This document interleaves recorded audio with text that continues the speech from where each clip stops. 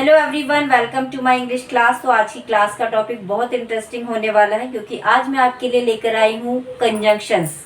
Conjunctions क्या होते हैं चलिए जान लेते हैं। तो कंजंक्शन वो होते हैं जो दो वर्ड्स को, दो सेंटेंस को आपस में जोड़ते हैं, एक मीनिंगफुल सेंटेंस को बनाते हैं, उनको हम कंजंक्शन कहते हैं। तो आज हम बात करने वाले हैं बोथ और एंड के बारे में, यानी बोथ डैश एंड।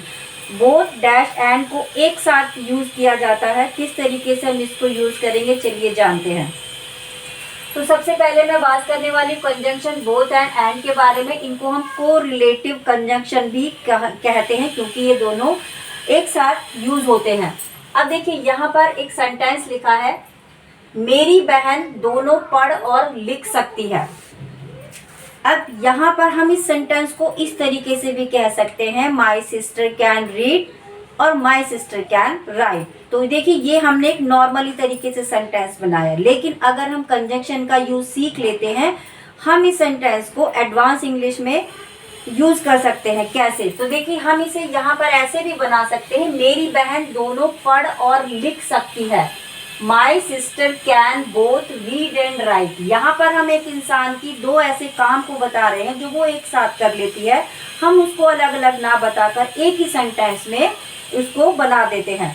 अब यहाँ पर देख सकते हैं, मेरी बहन can both, my sister can both read and right. मेरी बहन दोनों रीड एंड राइट कर सकती है, मतलब दोनों काम कर लेती है। तो हमने सेंटेंस को इस तरीके से बनाया।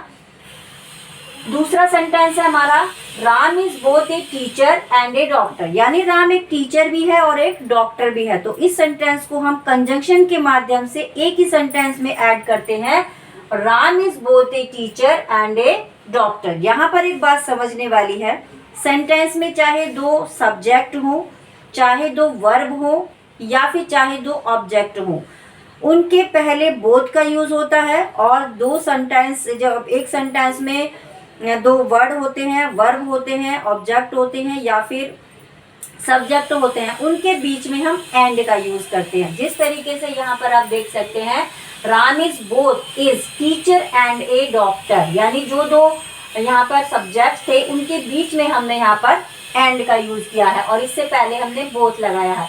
I can speak both English and Spanish. मैं इंग्लिश और स्पेनिश दोनों बोल सकती हूँ या बोल सकता हूँ। यहाँ पर भी आप देख सकते हैं, आई कैन स्पीक बोथ, यहाँ इंग्लिश से पहले बोथ है और इंग्लिश के बाद हमने एंड का यूज किया है। जैसे कि यहाँ पर मैंने डैश लगाया है, बोथ डैश एंड, यानी हम इसको पेयर में ही यूज करेंगे, अलग अलग नहीं करेंगे। अगर हम ऐसा करेंगे कि एंड पीछे लगा दिया या फिर एंड को हम स्टार्टिंग में लगा देंगे तो हमारा सेंटेंस वो गलत हो जाएगा। हम वर्ब से पहले बोथ लगाएंगे, वर्ब से पहले, सब्जेक्ट से पहले या फिर ऑब्जेक्ट से पहले हम बोथ लगाएंगे और उसके बाद हम एंड का यूज करेंगे, मतलब डैश एंड का यूज करके हम सेंटेंस को बना लेंगे। अब बात करते हैं दूसरे टॉपिक की, एज वेल एज। ये भी एक तरीके से कंजंक्शन है।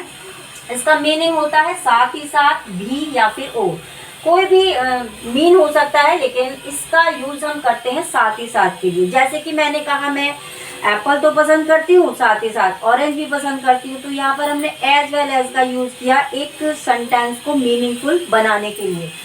जैसे वह पेंटिंग के साथ साथ डांस भी इंजॉय करता है, वह पेंटिंग तो करता ही है, साथ ही साथ वह डांस को भी इंजॉय करता है। He enjoys painting as well as dancing. तो इस तरीके से हम ये सेंटेंस को बनाएंगे। दूसरा हमारा सेंटेंस है, वह बहरा है साथ ही साथ अंधा भी है। He is deaf and as well as blind। तो यहाँ पर हमने as well as का यूज किया, यानी एक चीज तो यहाँ पर निश्चित होती है। एंड में क्या होता है कि दोनों चीजें निश्चित होती है, लेकिन जब हम as well as का यूज करते हैं तो एक चीज तो निश्चित है, दूसरी चीज निश्चित नहीं होती है।